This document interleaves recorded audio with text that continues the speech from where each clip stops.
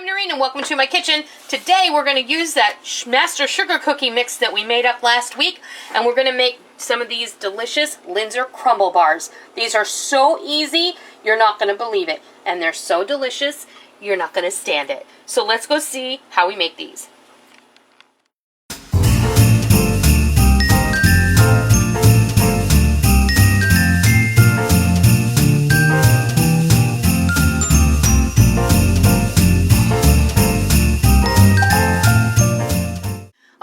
Started with these Linzer Crumble bars. They're super easy, and we're using our master sugar cookie mix, so that makes them even easier. This is really just, you know, the sky's the limit with this mix, and this is one of the ways you can use it. I've got 4 cups of the master sugar cookie mix. We're going to add to that 2 sticks of softened butter, 1 egg, and a splash of vanilla.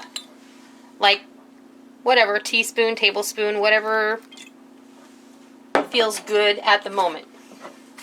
Then what we're going to do is we're going to get in here with our hands. You can use your mixer, of course, not a problem. And we're going to blend this until you have a nice short dough. And that means it's going to be like a shortbread, okay? Because we're going to be pressing part of this into our pan, and then we're going to be reserving part of this for the top. So I'm going to go ahead and I'm going to blend this, and I'll be back when it's ready to go. Alright, our dough is all blended, and it's going to be a little crumbly, and there's going to be parts going to be moist, but it's going to crumble a little. That's how you want it.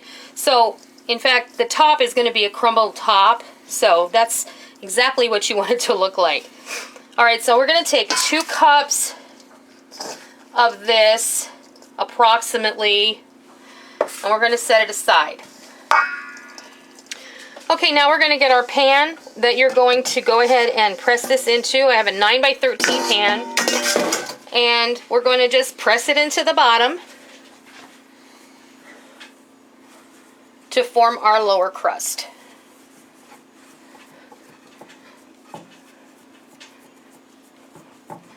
You don't need to run it up the sides, you just need to make it even.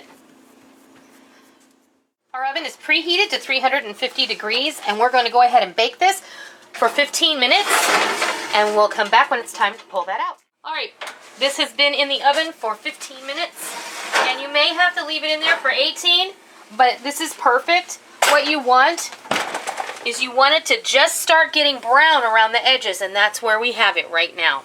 Now we're going to take this over to the counter, and we're going to put our yummy stuff on top, and we're going to pop it back in the oven. So let's go see what happens next. Okay, we have let this sit for about 10 minutes just so the puffiness subsides a little. You know, when your cookie dough gets a little puffy, it's not completely cool, but I can touch it without hurting myself. So now what we're going to do is we're going to take 1.5 cups to 2 cups of raspberry jam, and I am using 1.5 cups today because I just didn't want to open another jar for an extra 1/2 cup. So it's just not worth it.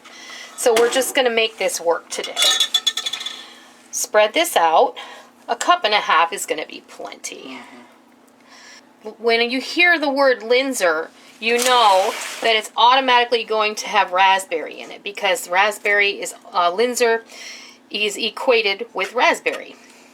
Linzer cookies, Linzer cake, Linzer tort, it's going to be raspberry filled.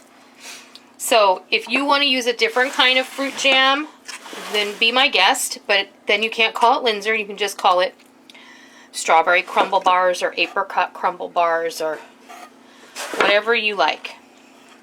Now we're going to get, this is that reserved 2 cups of cookie dough, and we're going to crumble this across the top of our raspberry jam filling here. Now, try and get this as even as possible, and you want a variety of crumb sizes, okay? You want this to be a great crumbly mess. You don't want everything to be like giant gobs of dough, but you don't want everything to be super tiny either. This is going to bake together with that crumb filling, with the raspberry filling, and it's going to be a just delicious bar cookie. All right, there you go. Now, these are all going to bake together, so it's all good. Now, this is going back in the oven, which is still preheated at 350 degrees for another 15 to 20 minutes. We'll be back when it's time to bring these out. Our cookies are ready to come out. All our bars. And look at how beautiful that is. These baked for 25 minutes because at 20 minutes they weren't quite brown enough for me. I wanted them to be just a little browner on the top, so you'll want to watch because depending on what kind of pan and how accurate your oven is, you'll just want to keep a close eye. You definitely don't want the jam to burn, and this is perfectly cooked. So now what you want to do is wait, because we can't cut into this directly. Do you see this is molten raspberry jam? You will literally take the skin off the roof of your mouth, and that is no fun for anyone. Because how are you going to enjoy Christmas dinner if you have a third-degree burn in your mouth?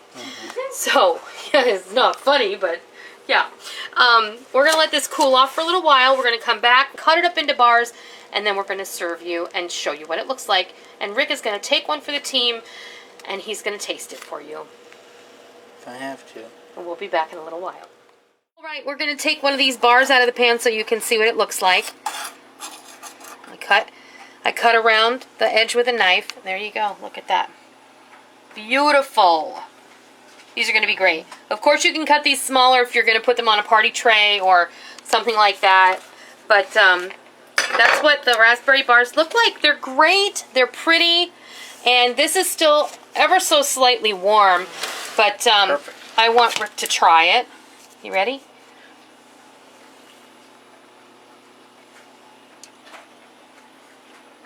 Oh, that's too good. Now mine is still a little bit warm. The longer these cool, the firmer they're going to get. So they're not like a pie, and they're not cakey, but they're going to firm up a bit.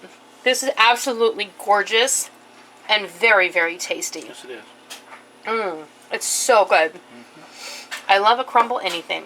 So, that's how you make a raspberry Linzer Crumble bar from our Master Sugar Cookie Mix. I hope you try it. I hope you love it. And until next time, happy holidays. Thank you for joining me in my kitchen today. I hope you liked what you watched today, and I hope that you try it, and I hope that you love it. If you like what you saw, please consider hitting the thumbs up button and giving me a positive rating. And also, make sure that you hit the subscribe button if you're already not a subscriber so that you don't miss out on any of the fun we have here in our kitchen every single day. I hope that you enjoyed it. I'm really glad that you're here. Thank you for stopping by. Don't forget to come by tomorrow.